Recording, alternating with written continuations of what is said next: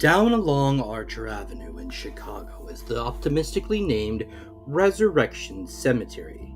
Here, the living have a chance to catch a glimpse of an afterlife, to see resurrection in the form of a beautiful young spirit known as Mary. Her origins are shrouded in mystery. Her appearance always raises more questions than answers. The enigma of Mary only adds to her appeal and allure. Who is she?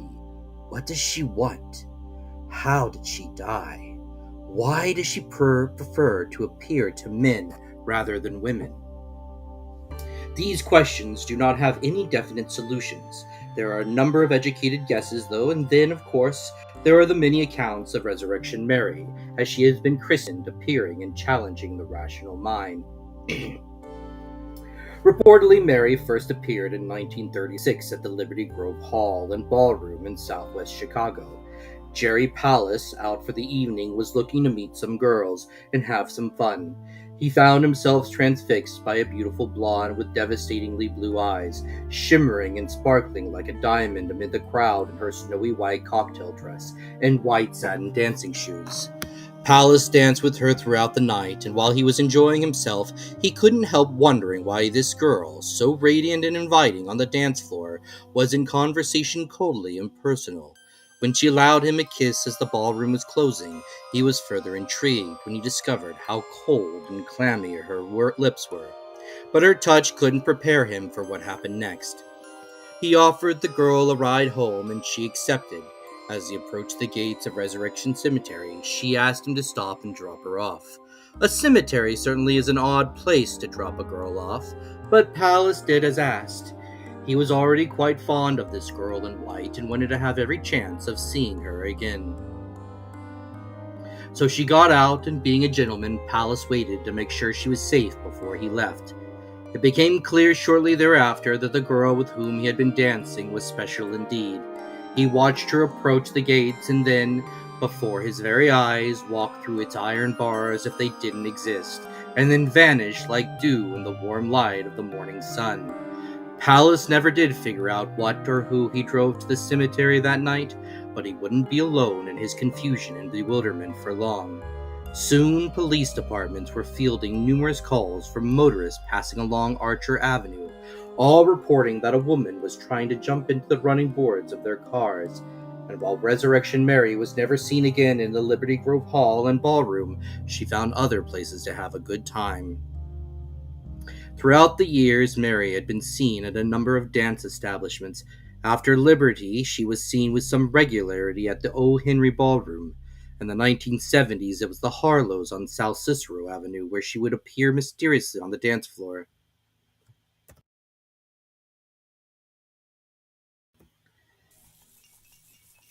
Standing out sharply in her dated dress among the bell-bottoms and polyester suits. Again, she was standoffish, insular, and oblivious to everyone around her. The attention of the staff was drawn to her because no bouncers at any of the club's entrances could recall admitting her. In fact, no one ever saw her leave or enter the club. Who was Resurrection Mary in life? There are a number of theories, but none stand up under close scrutiny. The only constant in the hypothesis is that Mary was young and she died tragically because of the failings of a man, and that Resurrection Cemetery is where she is most likely to be found.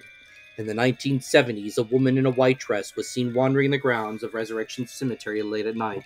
When a motorist saw her, the woman began shaking the iron bars of the cemetery gates. To the motorist, she looked very much like a woman trapped after hours in the cemetery and just desperate to leave. He reported what he'd seen to a police sergeant, but when the officer went to investigate, the woman was gone. The only sign that the motorist hadn't been mistaken in his claims was the iron bars of the gates were pried apart and marred with the impression of two handprints. If Mary isn't prying open gates, she's been being picked up or dropped off near Resurrection. Recently, she's been dancing outside the gates. Some encounters with a spirit are more gruesome and disturbing. Some drivers passing Archer Avenue slam on their brakes, frantically trying to avoid a pedestrian who appears out of nowhere wearing a white dress. More often than not, they hit the girl, but when they leave their vehicles to check on their victim, they see the bruised and battered body of the girl disappear. Her association with the cemetery and habit of getting hit by cars suggests to many that she died in a car accident and is quite possibly buried in Resurrection Cemetery. Could she have been Mary Pregavi, a young Polish woman who died in a car crash in 1935 on her way home from the O. Henry Ballroom? It's doubtful, as Pregavi had short dark hair, not the long blonde tresses of Resurrection Mary. Could she then have been the unfortunate girl who stormed out of the O. Henry Ballroom one night after a fight with her boyfriend, only to step into the path of an oncoming car? Mary's origins may never be known, and for some in Chicago, that's just as well. While there are those who believe in the spirit of Resurrection Mary, more than a few longtime residents of the Chicago suburb of Justice would rather not acknowledge the presence or the existence of their famous resident. One employee of the cemetery claimed that in all his many years working at Resurrection, he never once saw or heard anything out of the ordinary. Many in the suburb have never seen Mary and now resent the attention the story brings to their quiet community. Of course, just because Mary has not appeared to them is no reason to deny her existence.